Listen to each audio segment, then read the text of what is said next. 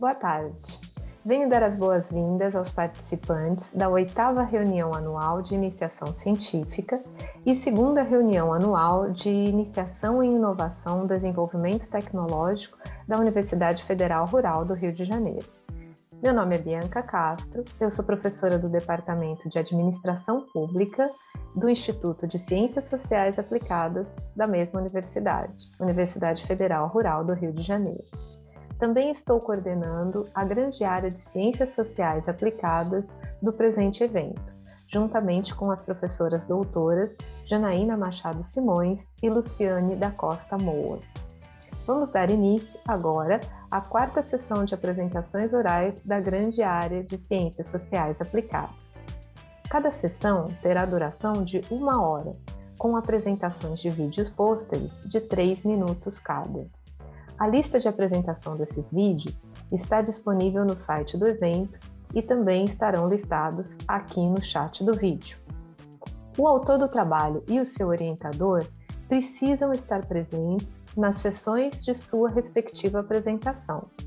Os avaliadores, aqui presentes, farão uma pergunta para cada autor pelo chat, bem como realizarão a avaliação dos trabalhos após a apresentação de cada vídeo pôster. Os avaliadores que estão conosco nesta sessão hoje são a professora Beth Rocha, a professora Cíntia Adriele da Silva Santos, bem como a professora Andréia Carmo Sampaio. Aproveitamos a oportunidade para agradecer a todos os avaliadores, tanto pela avaliação dos resumos enviados pelo evento, quanto pela sua participação na avaliação dos vídeos que realizam hoje. Muito obrigada. Dentre os presentes, quem quiser fazer perguntas para os autores, por favor, fique à vontade para fazê-los pelo chat. Tenho certeza que os apresentadores terão prazer em respondê-los. Mais uma informação importante para os autores dos trabalhos. Vocês precisam responder as perguntas dos avaliadores pelo chat. Lembrem-se que os melhores trabalhos serão premiados ao final do evento, e um dos requisitos desta avaliação é a sua resposta pelo chat para os avaliadores. Por fim, pedimos que todos os participantes preencham a lista de presença, cujo link está no chat do presente vídeo. Mais uma vez, agradeço a participação de todos e desejo um ótimo evento.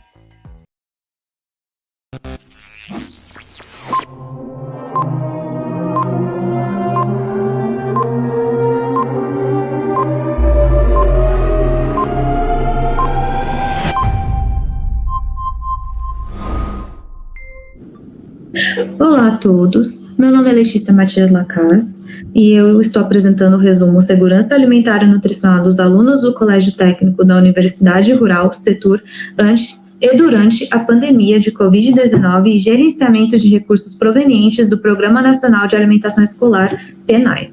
Este resumo foi construído com parceria com as colegas abaixo. Essa pesquisa foi aprovada pelo Comitê de Ética da UFRJ sob protocolos números 705 e 797 de 2016. O objetivo deste projeto foi contribuir para a promoção da segurança alimentar e nutricional dos alunos do Colégio Técnico da Universidade Rural, Setur, e realizou-se essa pesquisa de 2018 a 2020 por meio de levantamento de dados junto aos sites oficiais e de questionário aos discentes pela internet. O PNAE, Programa Nacional de Alimentação Escolar, prevê o fornecimento de alimentação escolar para todos os alunos da rede de ensino matriculados em escolas públicas e filantrópicas. É muito difícil o acesso ao restaurante universitário da UFRJ e a inexistência de local apropriado para os alunos do setor realizarem as suas refeições. E tudo isso acarreta a situação de insegurança alimentar e nutricional dos alunos do setor.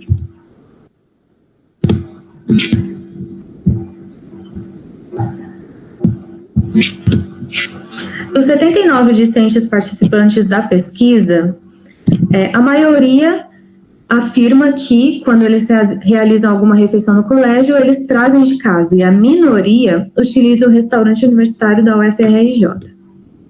Quanto aos tipos de alimentos que eles costumam consumir durante o horário escolar, eles consomem majoritariamente produtos industrializados. A partir da suspensão das aulas devido à pandemia, o setor adotou estratégias para atender os alunos, por exemplo, a doação de cestas básicas a famílias em situações de vulnerabilidade social.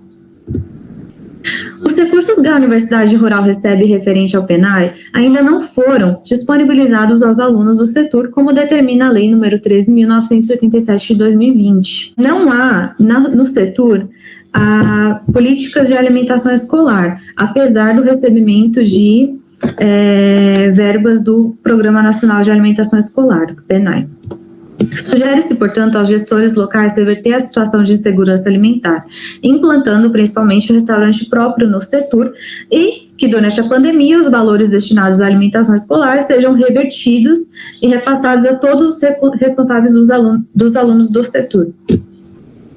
Estas são as referências bibliográficas utilizadas nesta apresentação. Muito obrigada.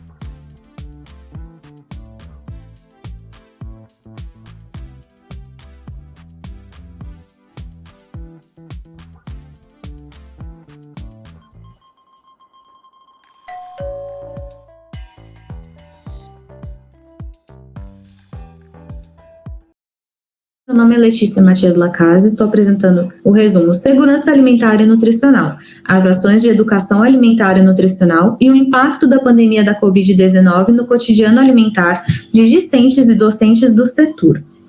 Este projeto foi realizado em parceria com as colegas cujos nomes se encontram abaixo. Essa pesquisa foi aprovada pelo Comitê de Ética da UFRJ sob o protocolo número 705 e 797 de 2016. Essa pesquisa é um recorte de dissertação de mestrado da Ellen, que é a segunda autora, realizado no PPG-PDS da UFRJ. O objetivo deste projeto foi identificar as ações promovidas pelo Colégio Técnico da Universidade Federal Rural do Rio de Janeiro, em prol da educação alimentar e nutricional, visando contribuir para a promoção da segurança alimentar e nutricional dos alunos do setor.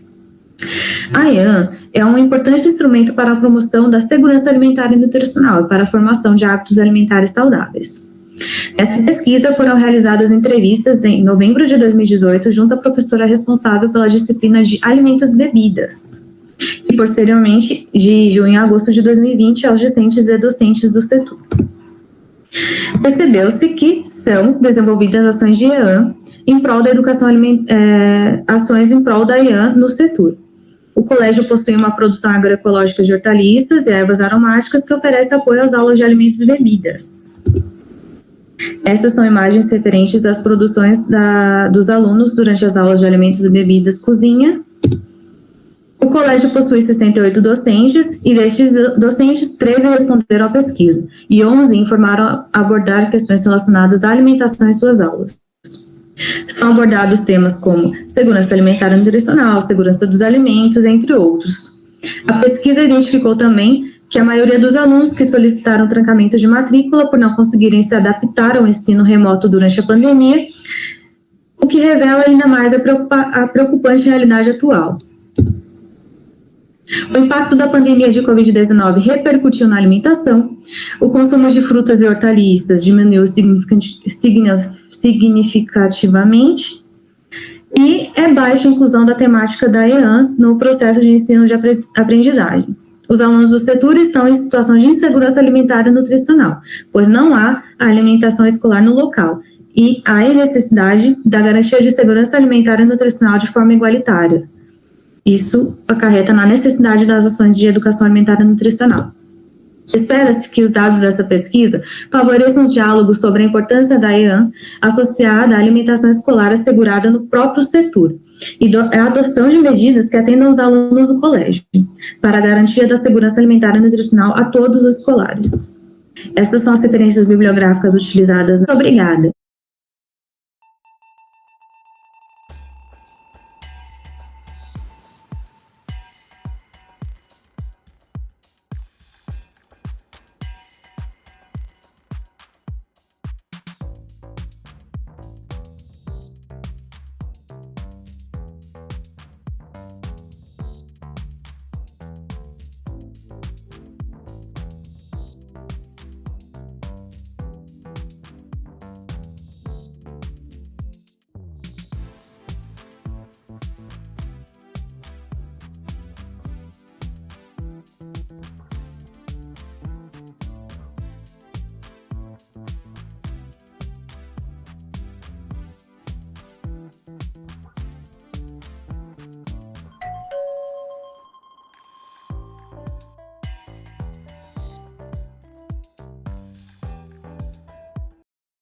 Nosso trabalho é sobre o calor nas superfícies. Tem como título Medição da temperatura dos materiais de construção.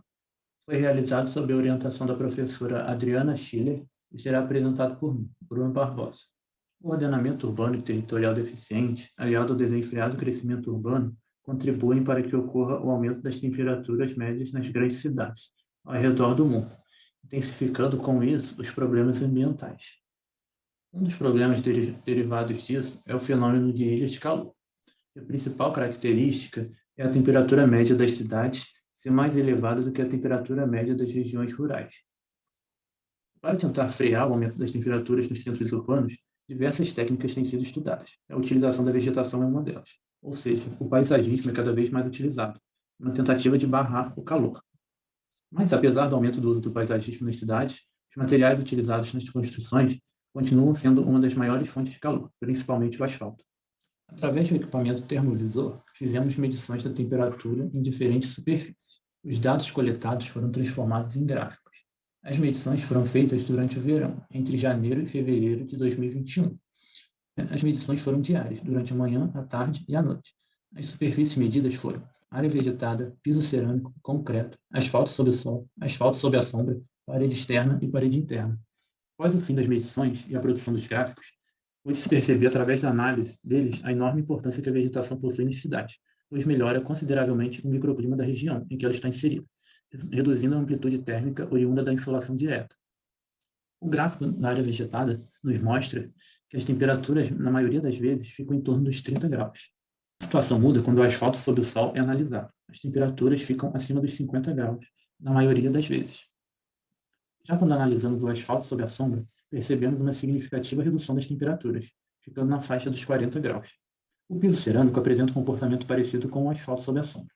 Já a temperatura do concreto, nos dias mais quentes, se aproxima bastante das temperaturas do asfalto sob o sol, passando da faixa dos 50 graus em alguns dias.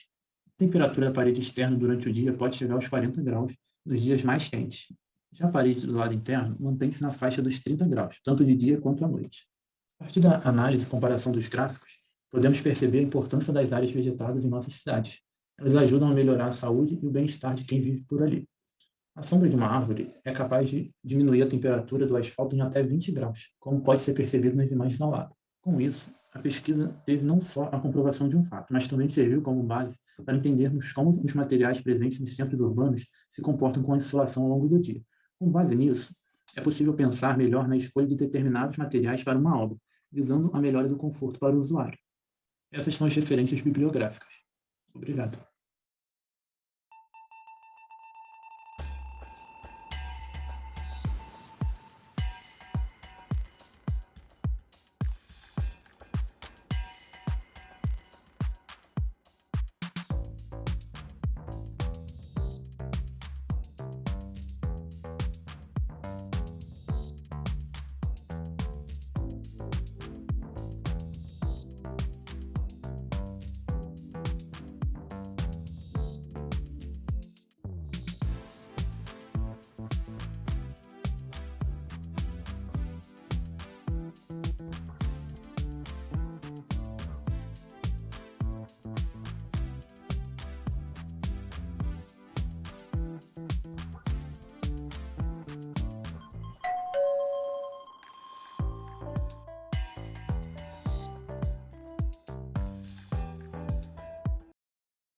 Olá a todas e todos, eu sou Thaisa de Paulo Carvalho de Souza, graduanda em Direito na Universidade Federal Rural do Rio de Janeiro, pesquisadora bolsista do CNPq-EPIBIC, e nos anos de 2019 e 2020 eu desenvolvi a pesquisa de tema Os Dilemas do Rural no Zoneamento Municipal.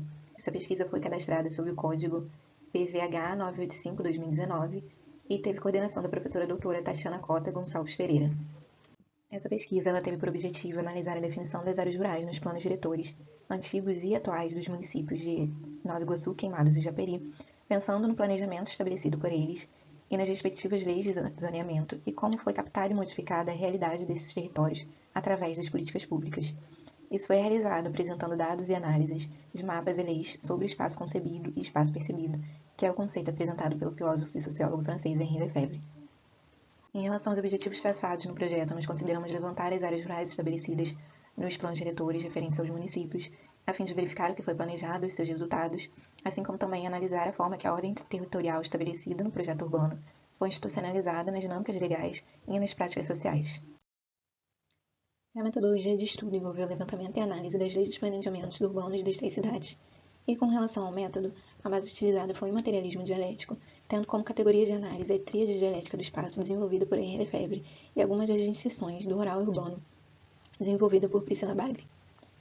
O projeto também previa idas a campo, aplicação de questionários e entrevistas, porém com as medidas de extinção do coronavírus, nós podemos somente ir às reuniões do Conselho Municipal de Desenvolvimento Rural do município de Nova Iguaçu e nas associações de produtores rurais de Jardim Marajoara, em Japeri, e de Campo Alegre, em Queimados, a fim de levantar os problemas e dificuldades dos agricultores dessas áreas rurais. Quanto aos resultados produzidos durante a pesquisa, nós tivemos a elaboração de uma cartilha sobre as áreas rurais definidas no zoneamento estabelecido no plano diretor do município de Nova Iguaçu. Essa cartilha ela foi demandada do Conselho de Desenvolvimento Rural do município para ser distribuída às lideranças dos assentamentos rurais. Nós também tivemos encontro na Associação de Produtores Rurais de Jardim Marajoara, formada por agricultores familiares, em que foi debatido o que eles queriam como zoneamento na revisão do plano diretor do município, que estava em processo naquele momento. E desse encontro foi possível que eles incidissem no processo de revisão o que eles consideravam melhor para a área. Além disso, foi feita a análise quantitativa e qualitativa dos planos diretores, identificando quais normas trazem o zoneamento rural, os tipos de atividades estabelecidas nessas áreas, e também como ficou o zoneamento e os usos permitidos em Jardim Marajoara. Foram feitas também todas as leituras propostas pelo projeto de pesquisa, todas as leituras foram debatidas em grupo, e por fim, essa pesquisa resultou na publicação de 12 artigos pela professora coordenadora. Bom, e para finalizar, é possível estabelecer que durante toda a pesquisa nós compreendemos que a definição ou a falta de definição do rural no zoneamento municipal interfere no exercício dos direitos dos agricultores e como isso pode dificultar a participação deles nas políticas públicas do Pronaf, por exemplo, e pode acarretar na geração de conflitos, como a disputa de terras entre eles e o Estado.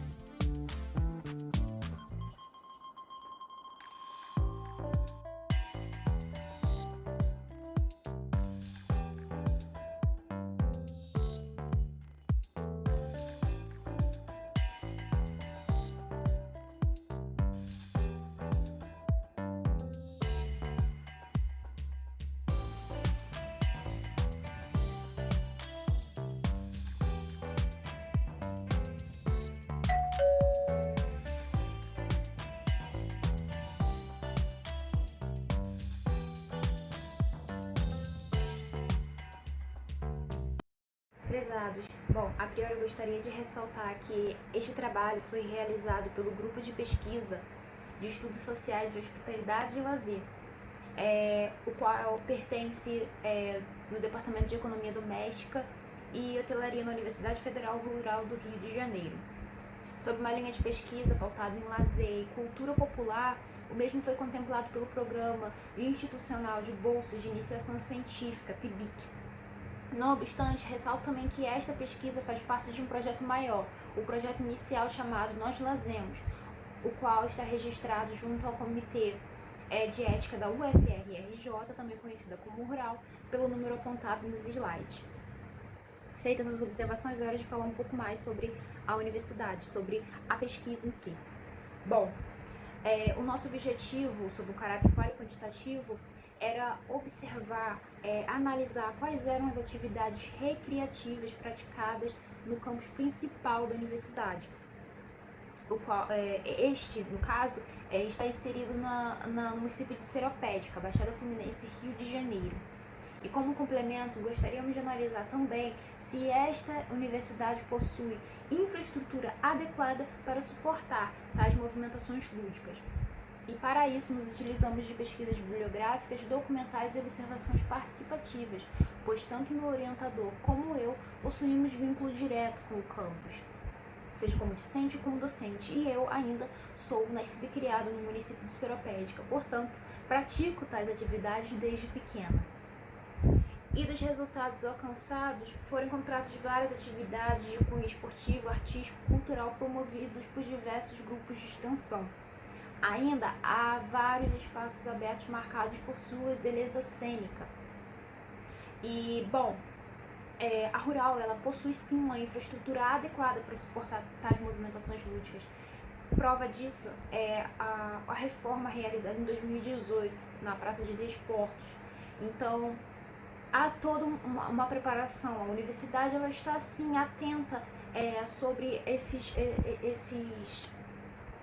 desdobramentos recreativos que a ela compõe. Então, bom, em suma, concluímos que a universidade é um estabelecimento público localizado em Seropédica, Baixada Fluminense, e esse município ele carece de atividade de lazer. Portanto, esta universidade é vista como um reduto recreativo, tanto para a comunidade universitária em si, seropeticense, e outros visitantes ao entorno que muitas vezes vêm durante a semana ou finais de semana para praticar tais atividades recreativas. Bom, é isso.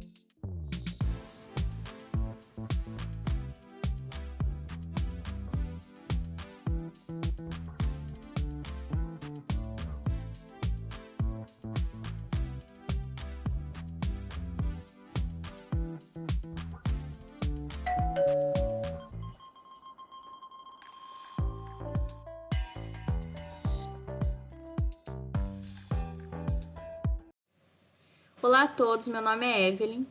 E eu sou a Joana, e nós viemos representando o nosso grupo de pesquisa que carrega como tema o paisagismo do campus UFRRJ, a reconstrução do projeto de Reinaldo de Erdős.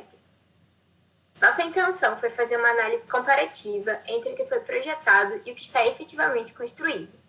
Para isso, foi primeiro necessário entender a história da própria Rural, que apresenta um estilo neocolonial tardio e uma escala monumental, na intenção de criar a imagem de uma grande fazenda, fazendo jus ao seu nome.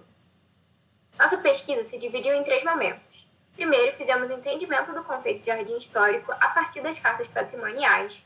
Em segundo, escolhemos uma linguagem gráfica a partir das cartas de visualização computadorizada. E, por último, unimos esses conceitos teóricos com dados coletados no laboratório de documentos da própria UFRJ e seguimos atualmente com a modelagem tridimensional da área tombada.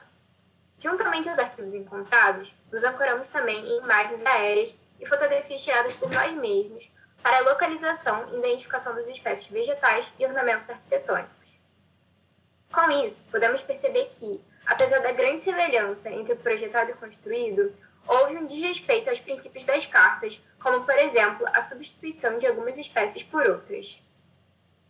Até o presente momento, foram reconstruídos virtualmente 3 dos 4 edifícios do eixo central tombado, sendo eles o IB, o PQ e o P1, que além da modelagem do edifício, foi feita também a reconstrução do seu jardim interno. Apesar do isolamento decorrente da pandemia nos impedir de fazer novos levantamentos, já pudemos, nesse primeiro momento, formular diversas considerações. O pórtico atual, construído na época da ditadura militar, não segue as intenções de Dierberger em criar um eixo visual que se estendesse do P1 até a Pesagro, como ocorreria nas 2 propostas originais encontradas no LabDoc.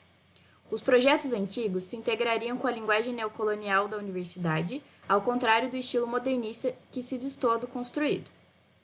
Acerca do paisagismo, percebeu-se que não houve a conclusão do projeto original e que esse, apesar da sua relevância, também apresentou falhas projetuais na proposição de algumas espécies vegetais. Por fim, mesmo após o tombamento estadual de 2001, é notável que o campus carece de conservação. Foram feitas intervenções que prejudicaram a unanimidade do patrimônio, chegando a níveis lamentáveis de deterioração. Esperamos que, a partir dessa pesquisa, as entidades comprometidas com a instituição federal possam se atentar a garantir a conservação desse patrimônio de tanta importância para a história arquitetônica do nosso país. Muito obrigada.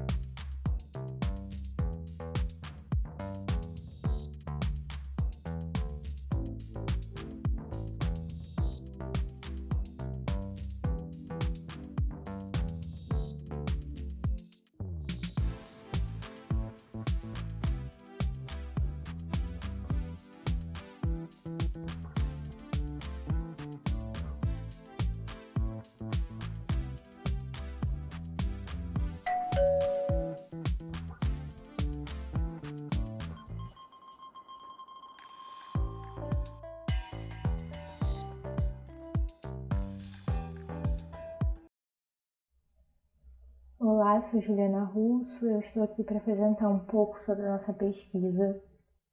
A origem, do nosso estudo tem como ponto de partida a relação da aproximação do serviço social com comunidades e movimentos sociais, e isso aconteceu através do GCEP, o Grupo de Estudos sobre Cultura e Educação Popular, onde também acontecia um projeto de extensão, do mesmo nome do nosso projeto de pesquisa, Educação Popular, Movimentos Sociais e Serviço Social. Isso demonstra a importância da relação entre o ensino, a pesquisa e a extensão. A metodologia, em grande maioria utilizada, foi o estudo de referências bibliográficas, além de também audiovisuais, como o cinema do Dardo Coutinho. Também a participação nas reuniões do GCEP, o Grupo de Estudos, e participação nas atividades de extensão, que aconteceram antes da pandemia, que possibilitaram a produção de relatórios, sobre essas experiências e essas narrativas observadas. O resgate da memória de resistência tem relação com a busca de referências de experiências de um modo de vida que enfrentam essa realidade atual, que tem relação com a crise estrutural do capital, que está relacionado a uma crise de um modo de vida como um todo, não só econômico, E essas experiências emancipatórias e autônomas representam experiências dos movimentos sociais, auto-organizados, comunidades, que resistem e sobrevivem às margens da sociedade, às margens dessa crise, como um novo modo de vida, essas experiências auto-organizadas representam, além disso, também um modo de sobrevivência. Em relação às considerações finais, entende-se que existe a necessidade constante de aproximação às comunidades e movimentos sociais, mas de uma forma mais crítica e no sentido de valorizar as narrativas e as experiências, no sentido de buscar como uma referência necessária.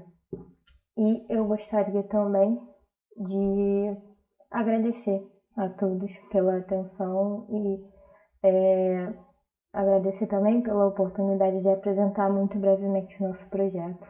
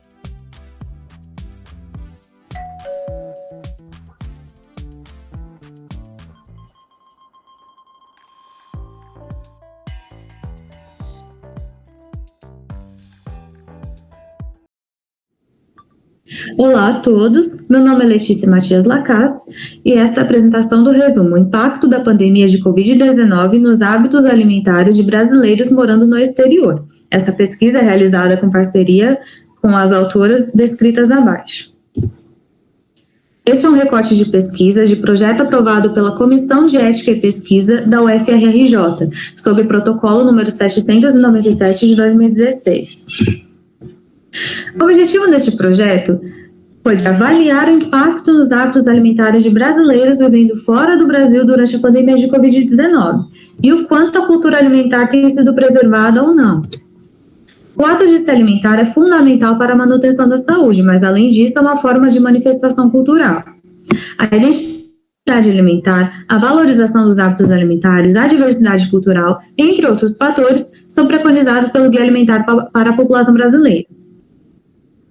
Os questionários através da plataforma Formulários Google foram distribuídos entre abril a junho de 2021.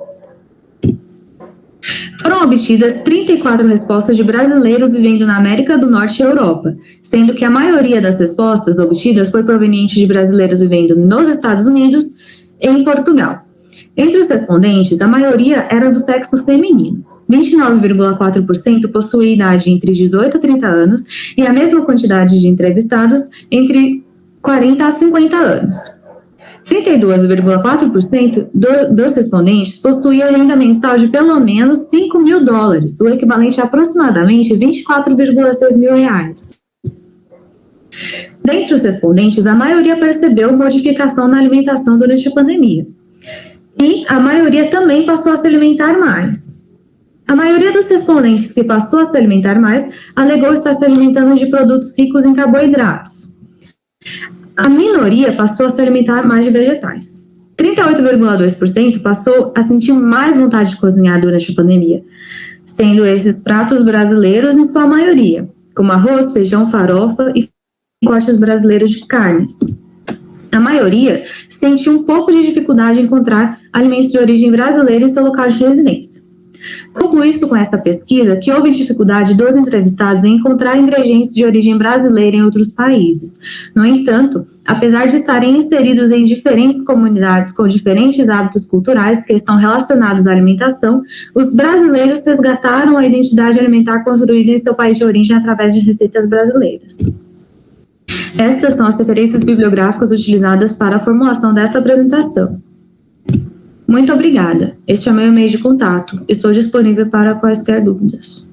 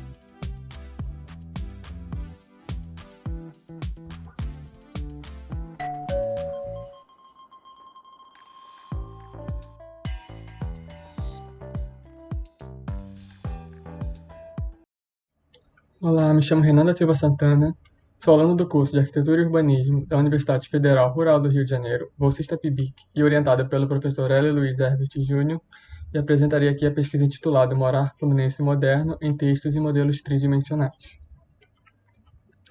A pesquisa foi iniciada pelos discentes associados ao Grupo Gerar, em 2011, com apoio do PIBIC, e finalizada por mim no ano de 2020, com o intuito de anexar 22 residências implantadas no estado do Rio de Janeiro.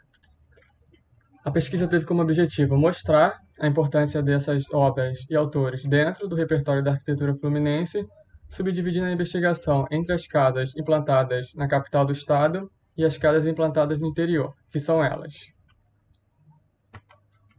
a residência de final de semana, a residência de Mundo Costa, a residência Jorge Jaime, a residência Geraldo Batista, a residência Hildebranda Scioli, a residência Jorge Merebe, a residência Lota Macedo Soares, a residência Paulo Demoro, a residência Paulo Sampaio e o pavilhão Laudes. A metodologia da pesquisa foi baseada nos conceitos elaborados pelos autores Geoffrey Baker e Francis Ching, sendo possível analisar os seguintes aspectos a partir delas: a inserção da obra no entorno, a listagem dos ambientes, o estudo das zonas funcionais, o estudo dos fluxos internos, o estudo das divisórias internas, a análise da interação entre o interior e o exterior, o estudo da plasticidade dos materiais, a análise do tratamento dado aos espaços livres, o estudo dos eixos de equilíbrio e simetria, a análise dos sólidos geométricos e o significado de cada obra dentro da historiografia da arquitetura brasileira. E para melhor compreensão desses projetos, a partir da sua volumetria e materialidade, foram elaborados os modelos tridimensionais das 10 residências, a partir dos seus desenhos ortogonais e ainda a reunião dessas análises em único arquivo para publicação posterior. E, por fim, após a investigação dessas obras a partir de materiais de época, foi possível notar o grande destaque dado a alguns autores em relação a outros dentro da historiografia do moderno brasileiro, de maneira que a pesquisa tem como pretensão dar luz a esses autores dentro do seu contexto de atuação. As referências metodológicas utilizadas na pesquisa foram as obras Le Corbusier, Uma Análise da Forma, de Geoffrey Baker, e a obra Arquitetura, Forma, Ordem e Espaço, de Francis Ching. Obrigado.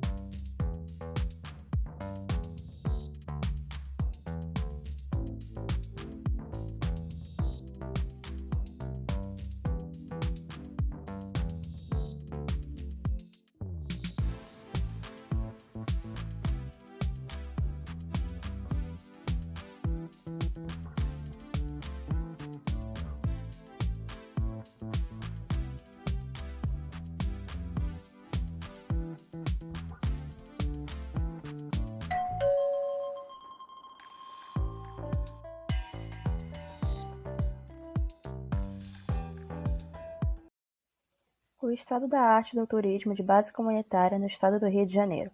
Abordagem histórica, político-organizacional e socioespacial. Apesar da importância do turismo como fenômeno sociocultural, econômico e político, constata-se que a introdução do turismo, em muitos casos, não vem cumprindo as promessas sobre a geração de emprego e renda e desenvolvimento local. Desta forma, as propostas de turismo de base comunitária ou turismo comunitário, TBC, aquelas onde as sociedades locais possuem controle efetivo sobre o seu desenvolvimento e gestão, por meio do envolvimento participativo, se tornaram uma alternativa capaz de levar relações produtivas e inovadoras com melhores impactos para o desenvolvimento local. No Rio de Janeiro, as iniciativas de TBC vêm se multiplicando e se apresentou como um fenômeno emergente.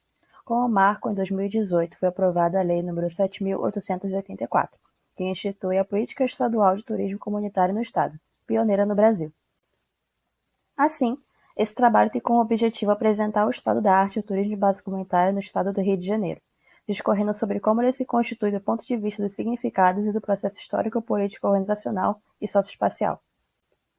Foi utilizada a pesquisa exploratória e descritiva utilizando o método qualitativo para análise dos dados, pesquisa documental bibliográfica, pesquisa virtual pelo Google Formulário para mapeamento das iniciativas de TBC do Estado, participação em eventos virtuais, lives, sobre TBC para mapeamento de perspectivas, tendências e atores sociais envolvidos.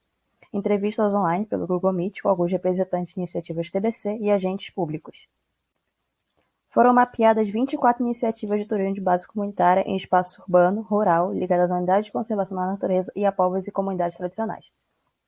Foram mapeados os marcos temporais de iniciativas, as formas de organização e coordenação, os elos socioprodutivos envolvidos, o perfil dos visitantes, os benefícios e impactos do TBC e os significados do TBC para essas comunidades. Apesar de 54,2% dos respondentes afirmarem ter conhecimento da existência da Lei Estadual de TBC, constata-se o desconhecimento do conteúdo da lei, assim como da representação da Secretaria Estadual de Turismo, Setur-RJ. Constata-se como uma lei que não saiu do papel. Conclui-se que, mesmo diante de uma invisibilidade socioespacial e política, as iniciativas de TBC do Rio de Janeiro vêm se multiplicando de um movimento endógeno, sem apoio e incentivo de uma política pública de turismo, revelando um novo mapa turístico que se constrói paralelamente ao visibilizado e apoiado pela Setur-RJ. Desse modo, como a discussão sobre políticas públicas de turismo e modelos de desenvolvimento no TBC como análise, constata-se que este pode ser considerado como um divisor de águas para o turismo no Estado, por repensar uma nova base de desenvolvimento que seja capaz de gerar relações produtivas inovadoras, mais solidárias, tendo como sustentação o protagonismo comunitário e a valorização e preservação de histórias, culturas e memórias. Muito obrigada, seguem as referências do trabalho.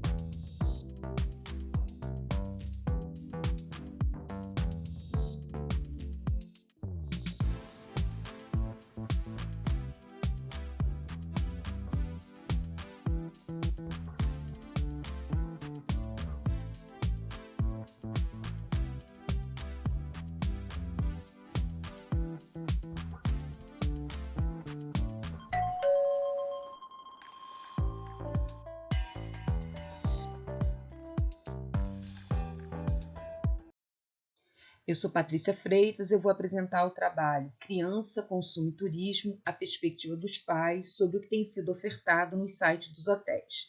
Esse projeto foi desenvolvido pela estudante Elizabeth Sarcedo, do curso de hotelaria, a partir de uma bolsa de iniciação científica voluntária. O projeto foi registrado no SIGA-A com o número 1558 de 2019. Elizabeth não pôde estar presente por questões de trabalho e também não conseguiu gravar o vídeo por questões de acesso à tecnologia. O projeto teve como objetivo analisar a influência das crianças na decisão de compra dos pais, buscando perceber o lugar que tem sido destinado a elas no site dos hotéis. Metodologicamente, a gente utilizou questionários online autopreenchidos divulgados nas nossas redes sociais. O projeto foi aprovado pelo Comitê de Ética. A pesquisa contou com 101 participantes, sendo 85% mulheres e 15% homens. Indagados sobre a proibição à presença de criança nos hotéis, 32% afirmaram ter percebido e 68% não terem percebido por optarem já por hotéis voltados para crianças.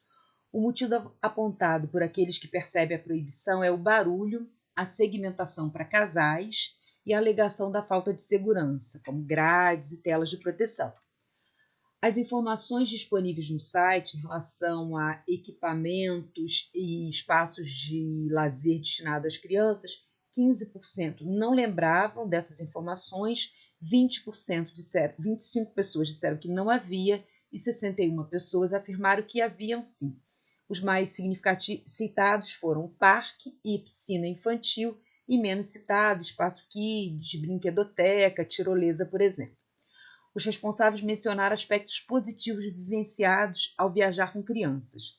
É o fato de serem bem atendidos por estarem com crianças, a fidelidade aos hotéis que se destinam às crianças e o acesso à cozinha para preparar alimento para elas.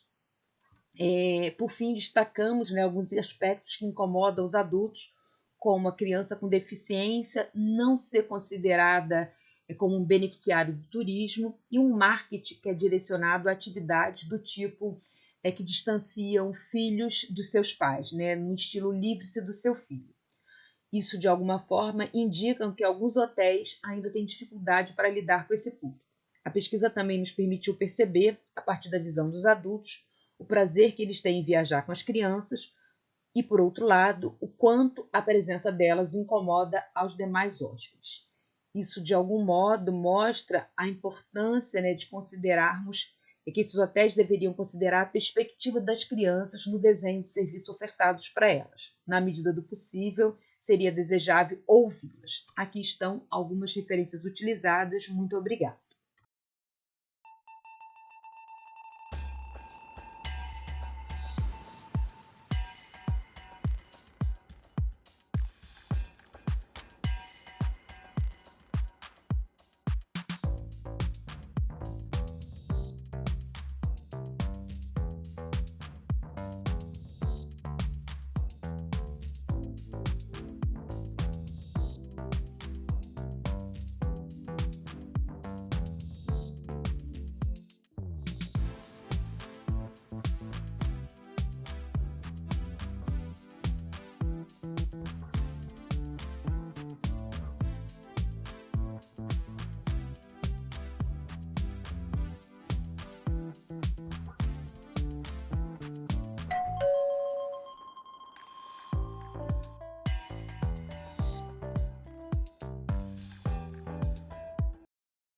Olá, eu sou Emanuele, sob orientação da professora Ana Paula Ribeiro Araújo e com apoio do Grupo de Pesquisa em Transformação de Uso, Ocupação e Desenvolvimento Urbano e Regional, GEDUR, e do Núcleo de Patrimônio, Arquitetura e Memória, UNUPAM, ambos da UFRRJ, apresenta este trabalho que foi elaborado com base no Plano de Trabalho Sistematização das Informações do Patrimônio Material e Imaterial localizado em Nova Iguaçu, que está vinculado ao projeto de pesquisa Mapeamento Georreferenciado do Patrimônio Material e Imaterial localizado em Nova Iguaçu.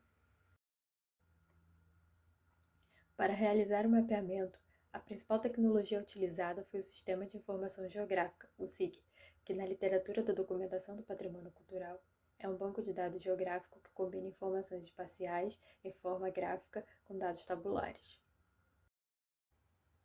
Primeiramente, realizamos revisão bibliográfica e fichamento dos conceitos de patrimônio cultural de documentação do patrimônio, das políticas de preservação do patrimônio, metropolização e periferia. Em seguida, buscamos a compreensão do que é a tecnologia de geoprocessamento e a aplicação do SIG sobre o patrimônio cultural nas diversas pesquisas brasileiras nos últimos 10 anos, identificando os objetivos, a aplicação do SIG neste tempo e sua relação entre a documentação e etapas de conservação do patrimônio e seus tipos, além da sua integração a outras tecnologias e quais ferramentas computacionais foram utilizadas nestes processos. A partir de então, iniciamos a coleta, seleção e sistematização das informações sobre o território e sobre os bens culturais de Nova Iguaçu e, finalmente, a inserção dos dados coletados na base de dados georreferenciada. Através da leitura, revisão bibliográfica e síntese dos dados coletados, foi possível produzir algum material cartográfico e fomentar discussões sobre o patrimônio edificado, material e ambiental de Nova Iguaçu.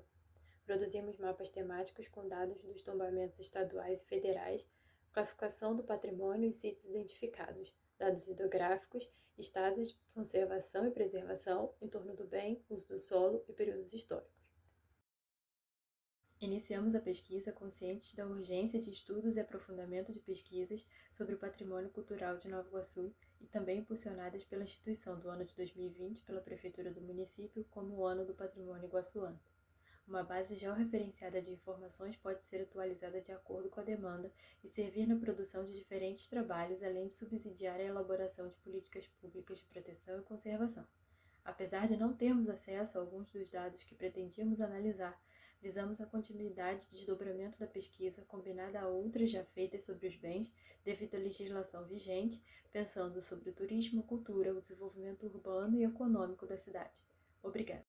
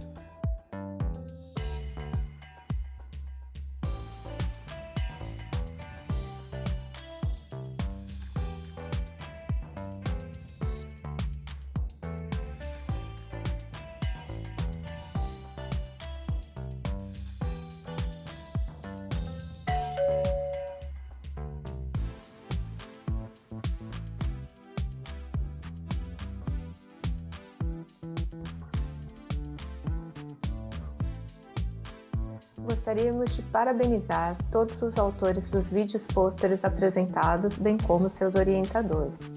Aproveitamos e agradecemos mais uma vez a participação de todos nessa sessão da grande área de Ciências Sociais Aplicadas, da 8ª reunião anual de iniciação científica e 2ª reunião anual de iniciação em inovação e desenvolvimento tecnológico da Universidade Federal Rural do Rio de Janeiro. Muito obrigada pela participação de todos. Até a próxima!